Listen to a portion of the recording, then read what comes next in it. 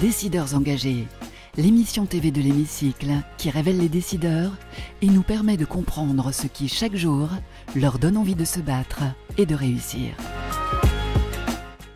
Bienvenue dans On se dit tout, l'émission des décideurs engagés sur l'Hémicycle TV, et j'ai le plaisir de recevoir aujourd'hui Vianney Watine. Bonjour. Bonjour. Merci infiniment d'être avec nous dans On se dit tout. Vous êtes directeur général de CSB School. Tout à fait. CSB School qui est la première école en France entièrement dédiée au management de la cybersécurité. C'est un énorme enjeu, on va en parler.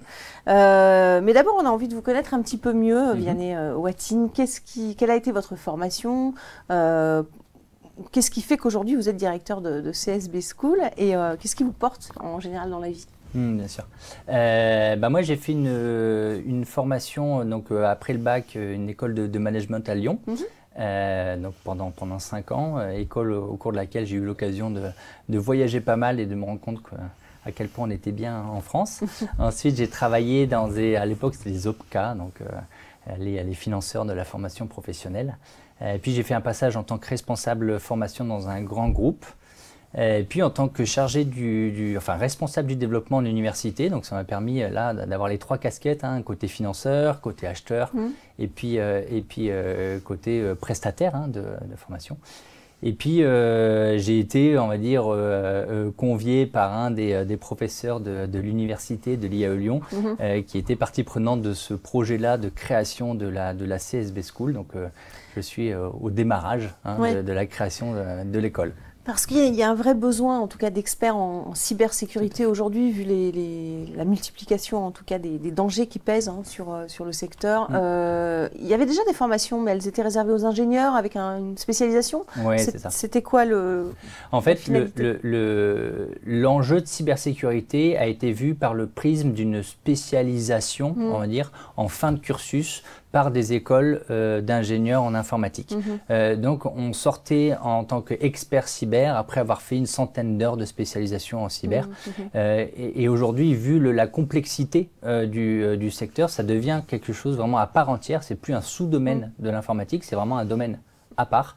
Et il apparaît nécessaire de créer des écoles dédiées à la formation en cybersécurité. Oui, parce que vous dites il n'y a pas les mêmes besoins finalement. On peut segmenter les besoins en expertise cybersécurité. Tout à fait. Comme dans un hôpital où il y a des soignants, des médecins. Il y a 30 métiers en cybersécurité aujourd'hui. Voilà. Donc les besoins sont très importants sur des métiers très différents.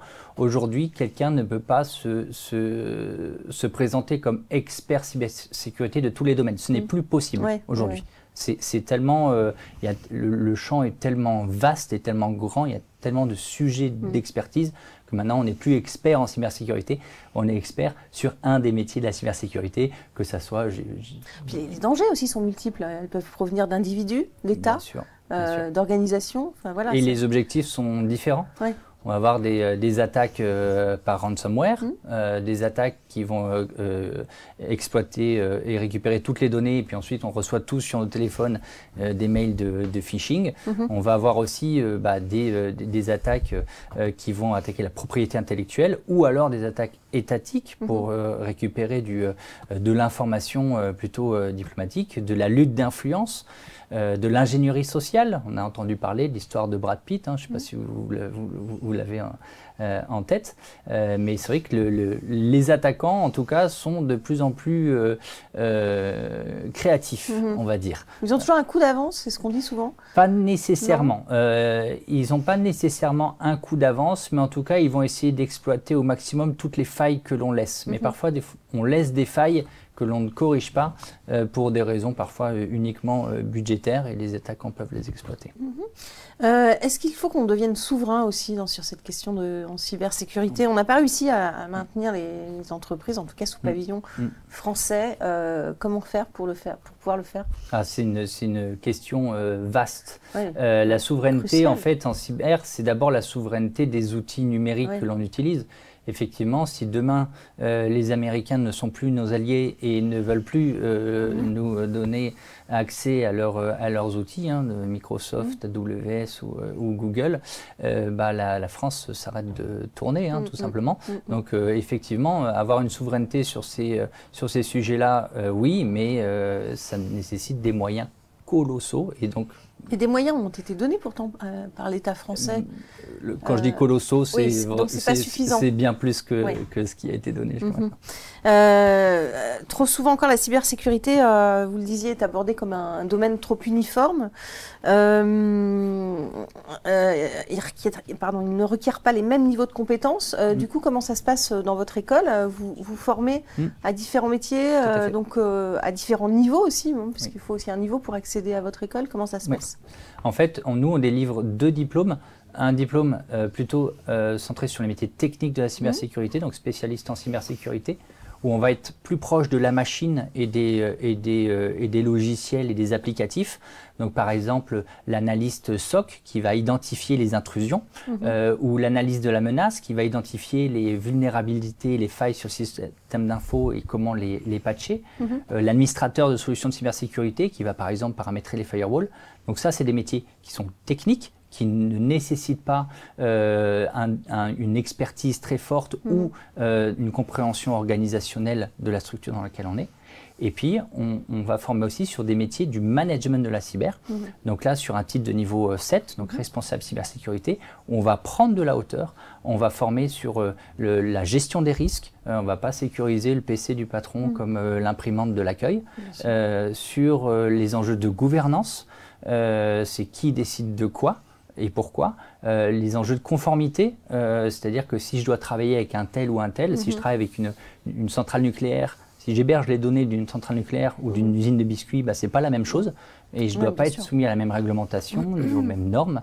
Et donc, vraiment, l'idée, c'est tout ce qui va concerner l'ensemble des services de l'organisation, on va apprendre à nos étudiants à conduire et à augmenter la posture cyber de l'organisation. Quel est le profil des étudiants qui viennent dans votre école? Il y a quoi, une centaine de diplômés, c'est ça? C'est ça, une centaine d'étudiants à la date. C'est ça. Et pas forcément diplômés alors non, du coup, des diplômés, il y en a entre 25 et 40 par an. Oui, voilà. Donc ça reste quand même très exigeant. Oui. Combien d'étudiants? Quel profil? Est-ce qu'il y a plus de garçons finalement dans ces filières encore ou Alors malheureusement, il y a plus de garçons. Aujourd'hui, nous, on a quand même un ratio qui est bon, même s'il n'est pas acceptable ou en tout cas suffisant. On a 30% de filles et 70% de garçons. La moyenne nationale des employés en cybersécurité, c'est 11% de femmes. Donc voilà, pour vous ayez... C'est pas un domaine qui les attire forcément. Et malheureusement non. Nous, une des particularités de l'école, c'est qu'on va avoir des personnes issues de formations en informatique, donc ça c'est pas une particularité, mais on va aussi avoir des personnes qui sont en reconversion après plusieurs années d'expérience, mais très éloignées de la cyber. On a un agent immobilier qui s'est reconverti. D'accord, oui, donc c'est une possibilité. C'est une possibilité. En tout cas, chez nous, on a fait le choix. On ne recrute pas sur CV, donc on ne demande pas le CV dans notre processus d'admission. Ça se fait sur questionnaire lié aux motivations et aux projets professionnels et sur entretien. Donc quelqu'un peut être pris sans avoir de bagage informatique. On va aussi avoir des profils qui vont être en reconversion, enfin en réorientation au niveau de la formation, et pas mal issus de la filière de droit, par exemple. Il y a beaucoup de connivence entre la cybersécurité et le droit, par exemple. D'accord. Vous avez obtenu des labellisations aussi, c'est important, parce qu'une fois qu'on forme les étudiants, il faut qu'ils puissent être employés ou par des missions intégrées dans les entreprises, j'imagine, ou des missions externes. Comment ça se passe? Est-ce que ces labellisations sont essentielles, en tout cas, à l'employabilité en fait, ensuite des... C'est un plus non négligeable. Aujourd'hui, l'employabilité de nos étudiants, elle est bonne parce que 80% de nos étudiants ont une proposition à l'issue de leur alternance, donc c'est plutôt des taux d'insertion qui sont très bons. Je pense que vous faites référence au label SecNumEdu qui est délivré par l'ANSSI. C'est un gage de qualité par l'autorité finalement française de la cybersécurité qui a étudié nos formations, à qui voilà, on a envoyé un dossier comme très complet avec qui on a eu des échanges et qui va vraiment regarder le contenu pédagogique de nos formations. Et donc, on a obtenu ce label sur nos 2 formations donc sur le titre de niveau 7 très récemment, ça date il y a 3 semaines. La particularité aussi de votre école, c'est qu'elle est implantée à Lyon. Oui, tout à fait. C'était un choix. Pourquoi? Pour faire de cette ville un leader c'est aussi une ambition, je crois, affichée de la ville. Hein. Alors, en fait, d'une part, il n'y avait pas... aujourd'hui, il y a des écoles spécialisées en cybersécurité sur Paris, des bonnes écoles. Sur Lyon, il n'y avait pas de bonnes écoles en cyber implantées. Et puis, les trois fondateurs RSSI travaillaient sur Lyon. Donc, ça s'est fait un peu naturellement sur Lyon. Mais il y avait le marché et il y avait les fondateurs qui étaient là pour créer à cet endroit-là. Merci beaucoup. On va passer à la question de nos partenaires. À présent, la question de l'IFPAS. L'IFPAS, leader dans la formation en assurance, juste après le jingle.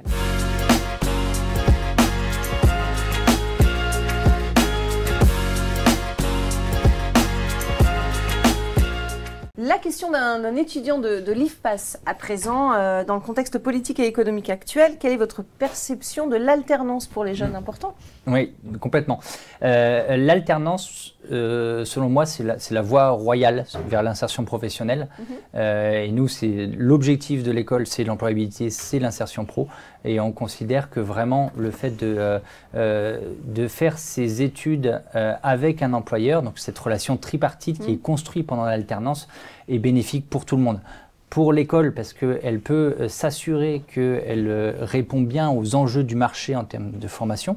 Pour l'entreprise, parce que elle va former aussi l'étudiant à ses pratiques, à son organisation, et puis par l'étudiant, parce que non seulement il va avoir la formation en centre à l'école, et puis il va pouvoir tout de suite mettre en application ce qu'il a appris en entreprise. Donc c'est quelque chose auquel je crois vraiment, j'y suis profondément attaché.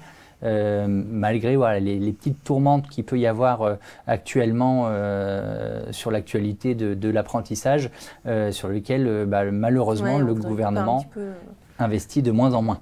Voilà. C'est ça. Alors que ça marche et au final, il y a de l'employabilité, comme vous le disiez tout à l'heure. Tout à fait. Grâce aussi à l'alternance.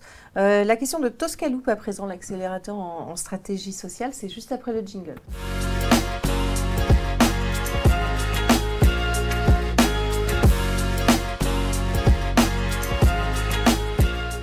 La question de Toscaloop, quel est selon vous le principal enjeu social auquel votre secteur doit faire face aujourd'hui? On l'a rapidement abordé et vous m'avez posé la question et je vous en remercie. C'est en fait la place des femmes dans les métiers de la tech en général. Et plus particulièrement de la cyber, parce que dans la tech, c'est aux alentours de 30%, la cyber, je vous l'ai dit, c'est 11%. C'est beaucoup trop peu. En fait, les besoins de compétences en cyber sont importants et on ne peut pas se couper de 50% de la population mécaniquement à cause d'éventuelles questions de genre. Et donc, vraiment, s'il y a un message que je veux porter, c'est que la cyber n'est pas du tout un métier genré. Donc, c'est...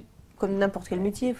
Mais c'est mieux de le rappeler. Et on souffre un petit peu parfois de l'image que peuvent donner les médias, j'en suis désolé, sur quand on présente la cyber, on va montrer Matrix à un gars avec un suit à capuche dans une cave qui code. C'est vrai qu'on voit pas beaucoup de filles et non, et pourquoi? Dans les images prétextes. C'est ça, et il faudrait que les images libres de droit mettent des filles en cyber. Alors qu'à l'origine, les femmes étaient très fortes. Oui, mais à la création des ordinateurs, c'était d'ailleurs les femmes qui étaient sur la programmation. Ça s'est perdu et voilà, il faudrait pouvoir récupérer le mouvement. Exactement. Merci beaucoup. Merci, on va passer à la question de l'hémicycle à présent. L'hémicycle, la question aux politiques aujourd'hui.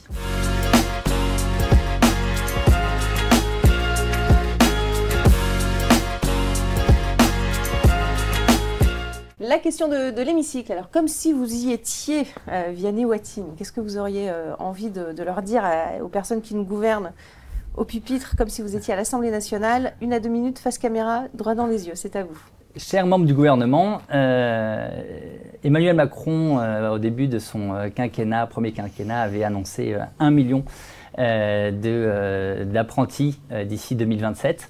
Je crois encore que ce soit possible d'atteindre ce chiffre-là et donc je souhaiterais que vous puissiez continuer les investissements dans ce domaine de l'apprentissage qui, je pense, est vertueux pour les entreprises, pour nos jeunes. Donc voilà, si vous pouviez faire quelque chose pour améliorer la situation et puis faire en sorte que l'apprentissage se porte au mieux pour atteindre ce million d'apprentis en 2027. Voilà, le message est passé, ça veut dire qu'il faut des investissements en tout cas. Des investissements, tout à fait. Voilà, merci beaucoup. Merci Vianney Watine d'avoir participé à Décideurs engagés. Avec plaisir. Merci pour nous avoir fait part en tout cas de votre expérience. Merci à vous pour votre fidélité à notre émission. Et on se retrouve très très vite pour un prochain numéro. Décideurs engagés, l'émission TV de l'hémicycle qui révèle les décideurs et nous permet de comprendre ce qui chaque jour leur donne envie de se battre et de réussir.